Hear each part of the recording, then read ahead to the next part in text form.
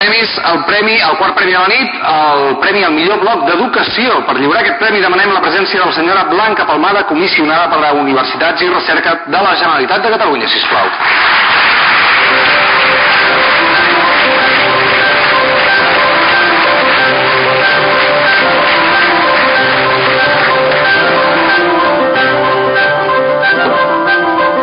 No és fàcil donar la mà i aguantar el premi, El premi al millor bloc d'educació és per la Margalida Capellà. La Margalida Capellà és professora de clàssiques a l'Institut Cristòfol Ferrer de Premià de Mar, al Maresme. El fil de les clàssiques, que és el bloc que esteu veient, és un bloc d'aula, destinat als alumnes, us explico. Els alumnes de seguida van respondre molt bé en aquest bloc d'aula i van interactuar amb la professora. Fins i tot durant les vacances de Nadal, que és quan no vols veure els professors per res, doncs mira, amb el bloc ho van aconseguir.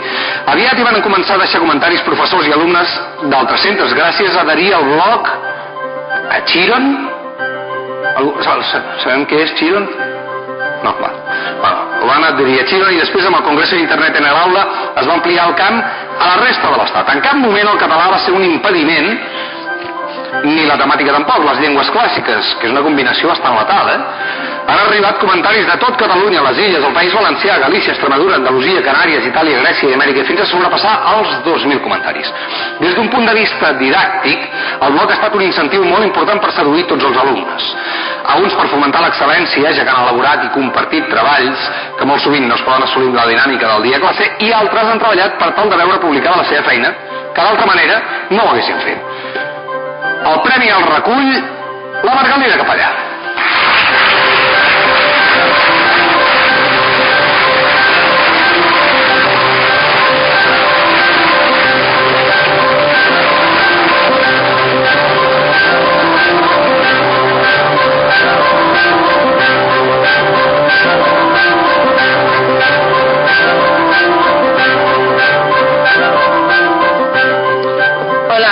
Com veieu, les clàssiques sí que tenen una presència aquí, perquè un dels altres blocs premiats, el Gasilophylacium, doncs un nom llatí, però que prové del grec, que en grec el que vol dir és la sala del temple.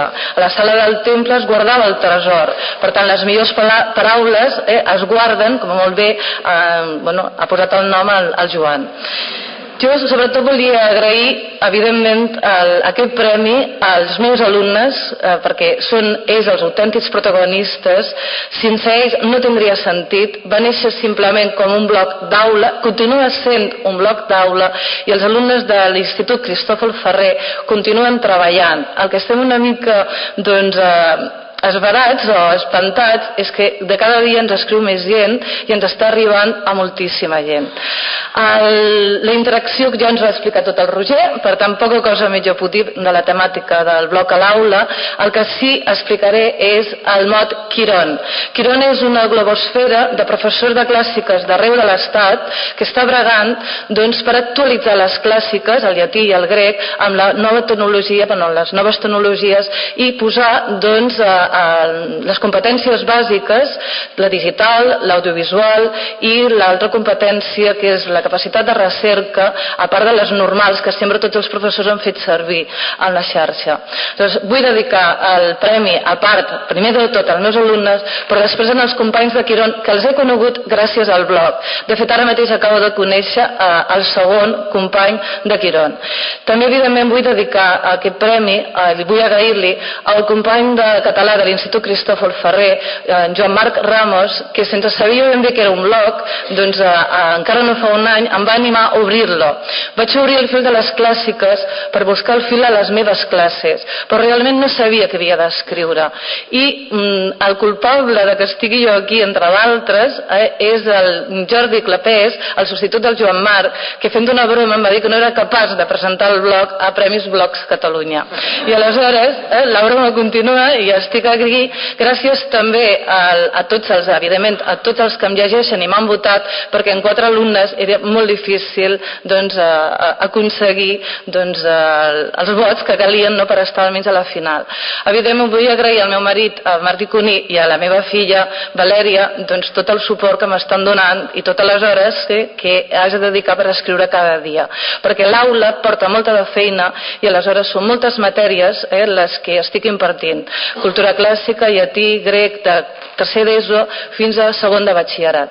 I evidentment també vull agrair a l'Institut Cristòfol Ferrer la capacitat, en la seva nova junta directiva, que aquí tenim el director, el Wolfgang, la capacitat que té d'incorporar les noves tecnologies i de facilitar al professorat de tenir pissarres PDIs a totes les aules hi ha canons, 5 aules d'informàtica, i això sincerament m'ha facilitat moltíssim la feina.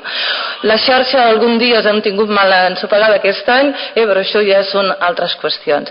Aleshores, jo agrair també a l'associació Esticat que ens hagi convocat aquest premis i que com a professora de clàssiques pugui donar a conèixer en català el llatí i el grec. Per molts anys el català, per molts anys llengües clàssiques. Moltíssimes gràcies, plurimas gràcies, Evharistopoli.